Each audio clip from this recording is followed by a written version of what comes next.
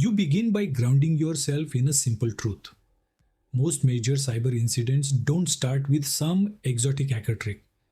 They start with something familiar: an email, a document, a click you've made thousands of times before. And that is exactly why the Microsoft Office zero day vulnerability you're about to explore matters so much. This isn't a theoretical weakness buried deep in code that no one touches. This vulnerability lives right inside the tools you and your users trust every day: Word documents, Office files, business workflows that feel routine and safe. As you step into this story, you're looking at a vulnerability that was actively exploited before most organizations even knew it existed. That's what makes it a zero day. The attackers didn't wait for disclosure. They didn't wait for patches. They moved first. And while defenders were still operating under the assumption that Microsoft Office's built in protections were doing their job, those protections were quietly being bypassed. You need to understand that Microsoft Office includes multiple security layers designed specifically to stop malicious documents. Over the years, Microsoft has added controls around macros, embedded objects, preview modes, and object linking and embedding, also known as OLE. These protections exist because attackers have abused Office documents for decades. Everyone knows macros can be dangerous. Everyone knows documents can carry malware. So organizations built rules, controls, and user awareness programs around those known risks. What makes this vulnerability different is that it doesn't rely on the user doing something obviously dangerous. You don't need to enable macros. You don't need to disable protected view.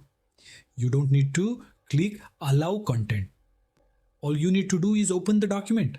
That's it. The exploit takes advantage of a flaw that allows attackers to bypass Office's OLE security checks entirely. From the user's perspective, nothing unusual happens. The document opens. The content looks normal. But behind the scenes, code execution has already begun. As you walk through how this attack works, you start to see why it has been so effective. The attacker begins by crafting a malicious Office document or rich text format file. The file looks legitimate. The wording is professional. The topic is relevant to the target. In observed campaigns, attackers use themes related to official communications, policy discussions, and organizational updates, exactly the kind of documents you would expect to receive at work. That document is delivered through phishing, not flashy phishing, not obviously broken English. Carefully written emails designed to blend into normal business communication. When the document is opened, Microsoft Office attempts to apply its usual security mitigations. But because of this zero-day flaw, those mitigations are bypassed. The embedded malicious object executes without triggering the expected protections. At this point, you need to slow down and really absorb what that means. The attacker now has a foothold on the system simply because a document was opened. From there, additional payloads are downloaded. Command and control communication begins. Persistence mechanisms are established. Registry keys may be modified. Scheduled tasks may be created. All of this can happen before traditional security tools raise any alerts, because the initial execution path didn't look malicious enough to stop. The groups exploiting this vulnerability are not random cybercriminals running opportunistic scams. Investigations have linked the attacks to highly capable threat actors with a history of geopolitical targeting. These are groups that understand how defenders think. They know what controls organizations rely on, and they deliberately chose a vulnerability that undermines those assumptions. This is where the real lesson begins to emerge. For years, organizations have told users, don't enable macros. They've said, be careful with attachments.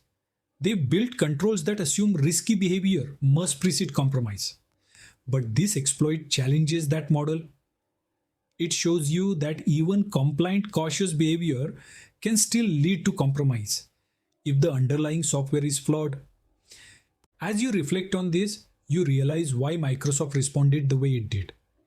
This vulnerability wasn't patched during a routine update cycle. It triggered an out of band emergency patch. That's significant. It tells you Microsoft recognized that exploitation was already happening at scale and that waiting for the next patch Tuesday would leave too many systems exposed. Security agencies also reacted quickly.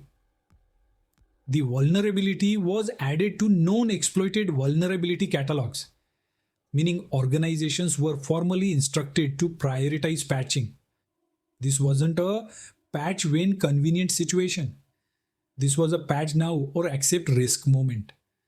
But patching alone is never the full story. You know that even with patches available, not every system gets updated immediately. Legacy Office versions still exist. Personal devices still connect to corporate environments. Contractors and partners still exchange documents. That's why this vulnerability matters beyond its technical details. It highlights how fragile document trust really is. You start to see the bigger picture. Office documents remain one of the most effective initial access vectors because they blend into daily work. They carry authority. They feel safe. And attackers continue to invest in finding new ways to exploit that trust. So, what do you do with this knowledge? First, you change how you think about document safety. You stop treating no macros as the finish line. You start thinking in layers. You ensure Office is patched everywhere, including older versions.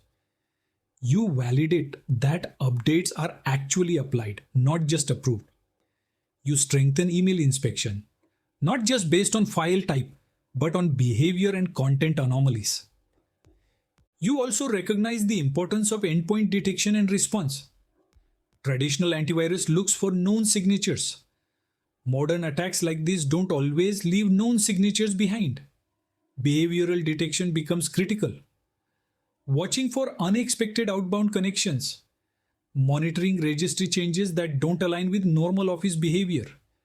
Looking for persistence techniques that appear shortly after document execution.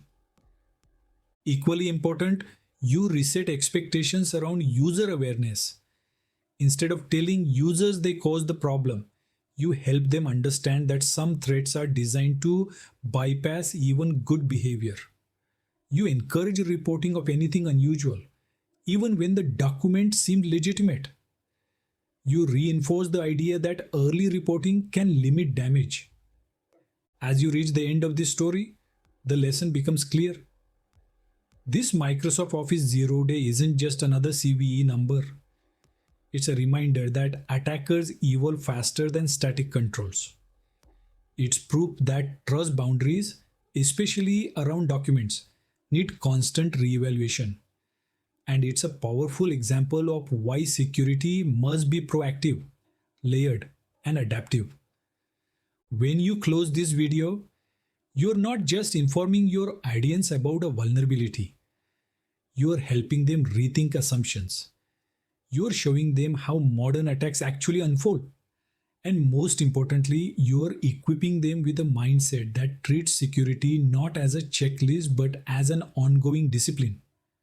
You don't end with fear, you end with clarity because awareness, timely patching, layered controls, and informed users remain your strongest defenses, even in a world where 0 days still exist.